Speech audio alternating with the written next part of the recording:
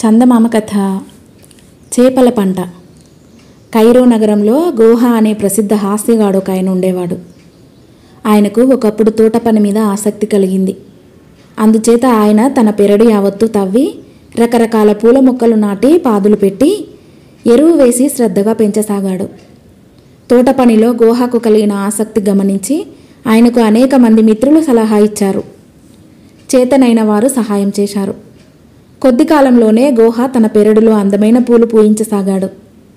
ఒకనాడు ఒక సంపన్నుడు గోహాను చూడవచ్చేసరికి గోహా తోటలో కలుపు తీస్తూ కనిపించాడు. ఇటీవల నువ్వు గొప్ప తోటమాలివి అయ్యావని విన్నాను, కానీ నీ తోటలో కొత్త రకం మొక్కలేవి ఉన్నట్టు లేదే అన్నాడు సంపన్నుడు. దొరికిన విత్తనమల్లా వేసి చూస్తూనే ఉన్నాను. కొత్త మొక్కలు లేకపోతే అది నా తప్పు కాదు అన్నాడు గోహా.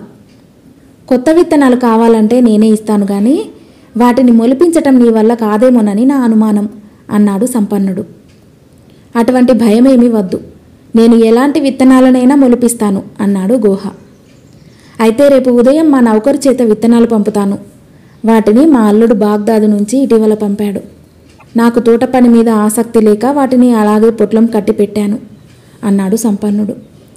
మర్నాడు ఉదయం సంపన్నుడి నౌకరు వచ్చి గోహాకు ఒక పొట్లం ఇచ్చి, దీనిని మా యజమాని మీకు ఇమ్మన్నాడు, వీటిని ఎంతో జాగ్రత్తగా మొలకెత్తించమన్నారు అని చెప్పాడు. గోహా పొట్లం విప్పి చూసి, ఇవి ఏ బాపతు విత్తనాలో మీ యజమాని చెప్పాడా అని నౌకరుని అడిగాడు. ఆయనకే తెలియదట, మొక్కలు పెరిగాక ఆయన వచ్చి చూస్తానని చెప్పమన్నారు అని చెప్పి నౌకరు వెళ్ళిపోయాడు. తోట పని చేసేవారు సాధారణంగా తమకు తెలియని విత్తనాలు కనిపించినప్పుడు ఒకటి నోట్లో వేసుకొని మునిపంట కొరికి రుచి చూస్తారు. గోహా కూడా అదే పని చేసి సంపన్నుడు చేసిన మోసం గుర్తించాడు. అవి విత్తనాలు కావు, ఎండబెట్టిన చేపగుడ్లు. తనను వేలాకోలం చేయటానికే సంపన్నుడు వాటిని నాటమని పంపించాడు. దీనికి ఏదో విధంగా ప్రతిక్రియ చేయాలని గోహా నిశ్చయించుకున్నాడు. 2 వారాలు గడిచింది.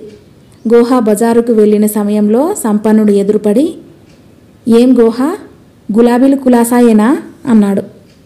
నీ దయ వల్ల ఈ ఏడు అవి ఆకు కనపడకుండా పూశాయి అన్నాడు గోహా. అన్నట్టు నేను పంపిన విత్తనాలు నాటావా అన్నాడు సంపన్నుడు. అప్పుడే నాటానే అన్నాడు గోహా. సంపన్నుడు నవ్వు ఆపుకుంటూ, బహుశా అవి మొలకెత్తి ఉండవు. వాటిని మొలకెత్తించటం మామూలు తోటమాలులకు సాధ్యమయ్యే పని కాదని మా అల్లుడు అన్నాడులే అన్నాడు. ఆ పప్పులు మన దగ్గర ఉడకవు. చేయవలసినట్టు పాదు చేసి వేయవలసిన ఎరువు వేసి విత్తనాలు నాటి జాగ్రత్తగా కాపాడితే ఏ విత్తనాలైనా మొలుస్తాయి. మీరు పంపిన విత్తనాలు ఇప్పుడిప్పుడే మొలకలెత్తుతున్నాయి. వాటికి దిష్టి ఎండా తగలరాదు.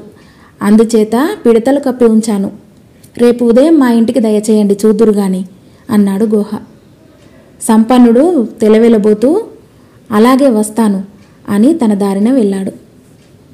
గోహా చేపల దుకాణానికి వెళ్ళి ఒక పావుషేరు చిన్న చేపలు కొని ఇంటికి పట్టుకెళ్ళాడు.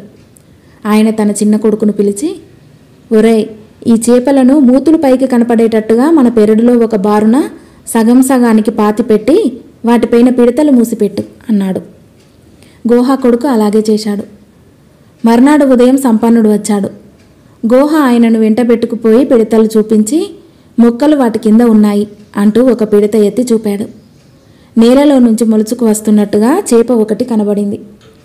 గోహా పిడతలన్నీ ఎత్తి చూపినాక సంపన్నుడికి తల తిరిగినట్టయింది. ఆశ్చర్యం, అద్భుతం, నిన్న కూడా నీ మాటలు నేను నమ్మలేదు. ఇప్పుడైనా నా కళ్ళతో ప్రత్యక్షంగా చూశాను గనుక నమ్ముతున్నాను కానీ లేకపోతే నమ్మను అన్నాడు. ఈ విత్తనాలు మొలిపించటం ఏమీ కష్టం కాదు.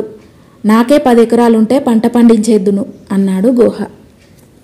ఆ పని నేనే చేస్తాను అంటూ సంపన్నుడు ఇంటికి వెళ్ళి తన పొలాలు చేసేవారిని పిలిచి, ఒరే, మీరు ఈ ఏడు మన పొలాలలో ఎండిన చేపగుడ్లు చల్లండి అన్నాడు. వాళ్ళు అలాగే చేశారు. గోహా ఈ వార్తను నగరమంతటా చెప్పేశాడు. అందరూ సంపన్నుణ్ణి చూసి నవ్వసాగారు. గోహాను పరాభవం చేయబోయినందుకు తనకు ప్రాయశ్చిత్తం బాగా జరిగిందని సంపన్నుడు తెలుసుకున్నాడు. కథ సమాప్తం.